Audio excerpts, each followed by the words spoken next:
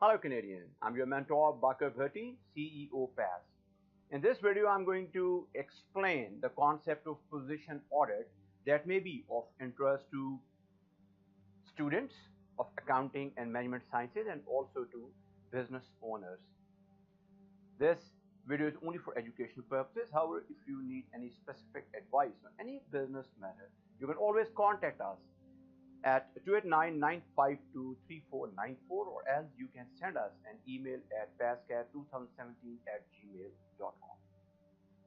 There's the scheme of presentation. First of all, I explain the concept of position audit and then we will look into some of the key elements of position audit. Now, what is position audit? It is basically a business management technique and its purpose is to examine the current internal state of the entity. So basically it is a self-evaluation process, and once you have done this self-evaluation process, it is likely to facilitate business strategy formulation process. Now what is strategy? We understand that strategy is your long-term planning to achieve organizational objectives. So the purpose of conducting a position audit is that you want to reassess your position under the present circumstances and what changes may be required to achieve your strategic goals in the long run. Now, I'm going to explain elements of position audit with reference to AM's model. Now, first M relates to men or human resources. Why men or human resources are important to any organization? We also call it the soft stuff. Generally, you might have noticed that two businesses who have the same level of fixed assets, infrastructure, processes even, they are not of the same level in terms of their achievement. Why? Because probably one business may have more efficient manpower, more efficient human resources, and as a consequence, that business is likely to enjoy a competitive advantage over its rivals. So it means the quality of human resources at the disposal of any organization are a significant factor in this case. Now, second important factor is management. That is the quality and expertise of your managers. If your managers have the required experience, if they have the required exposure in relation to your products, services, the markets you serve, etc., etc., so it means you're likely to enjoy another competitive advantage over your rivals. Now, third important element is money, your financial resources. After all, business is a game of financial resources. If you have access to more financial resources and you are going to invest those resources intelligently as an organization, so it means you enjoy a competitive edge over your rivals. But if you are deficient in financial resources, or probably the composition of your financial resources is like that it may be a disadvantage to your organization. Probably there may be more debt as compared to equity, for instance, then probably you won't be able to enjoy the competitive advantage. Now, the organization structure, or the fourth M, called the makeup of the organization, is also a key element in position audit. Now, why this is a key element?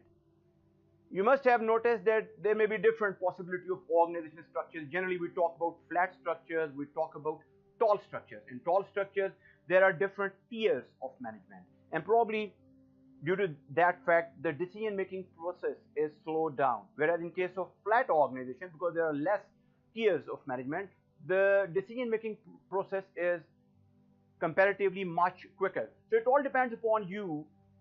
I mean, keeping in view the industry in which you are operating, what your competitor, what type of management structure or organization structure your competitors have.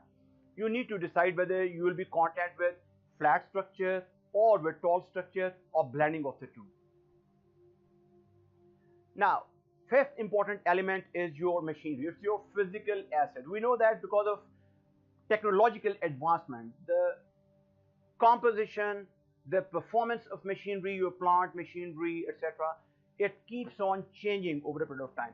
For example, if there's one organization that is having machinery that is old in terms of its quality in terms of its technical specifications, then of course there is a possibility that this organization cannot compete with those organizations who have better plant and machinery, better equipment. So you need to look into this factor also, especially for those organizations who are in the production sector, but this may be equally relevant to those organizations who are in the service sector, because this may also cover your IT infrastructure. Then sixth important M is the methods. It's your process and production types. For example, in the context of organizations, when they make procurements, some of the organizations may be operating their production and procurement systems on a just-in-time basis. So it means they're trying to maintain, almost theoretically speaking, zero level of inventories, because they're trying to save upon their inventory cost.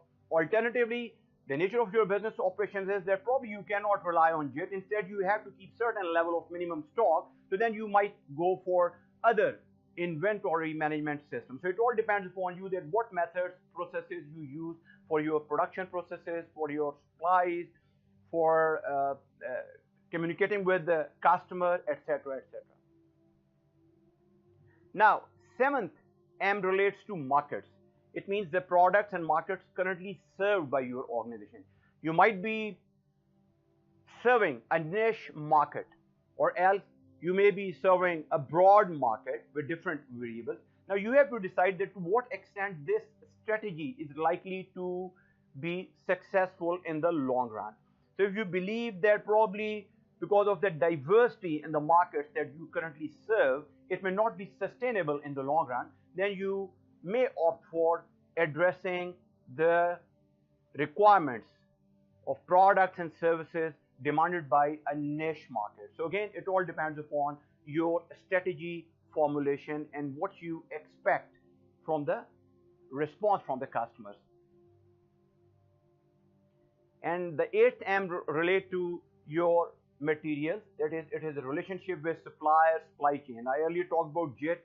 For example, supply chain management has played a crucial role. Many of the organizations, they prefer to maintain very good relationships with their suppliers, because now there is an assumption that the supply chain management is part of the strategic management process for every organization. Gone are the days when you would just go to the market, just conduct market surveys and buy raw material of your choice. So probably you just float a tender and look for the best bidders for that, because the empirical evidence suggests that those organizations who maintain a strategic relationship within their supply chain, they are likely to succeed in terms of the quality of the raw material that they procure, in terms of the prices that they pay for their raw materials, and ultimately they're going to pass on these benefits to their customers, and they're also going to increase their profits.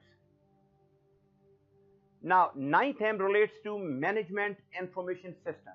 Now, it means that the organization, especially under an IT-based environment, information technology-based environment, we know that information has become probably one of the most important factors in 21st century to obtain a competitive advantage. So it means if your organization is in a position to make informed decisions on the basis of their effective management information system, of course that would be IT-based information system, so it means they are likely to be successful. So there could be several contributory factors like availability of information when it is required. It is a timeliness. There should be no delays, because if you make any delay, your competitors are likely to get benefit from your delays on your part. And of course, the quality of the information. I mean, if your information system is just producing a lot of information and you cannot really differentiate between relevant and non-relevant information, so probably looking for one perspective, it is a trash and it's going to have serious consequences on your informed decision-making process. Now, I hope you enjoyed this video. For any further information or professional advice, you can send us an email at pasca2017@gmail.com, or you can call us at 289-952-3494, or you may like to visit our website at pasca.com. Thank you for watching.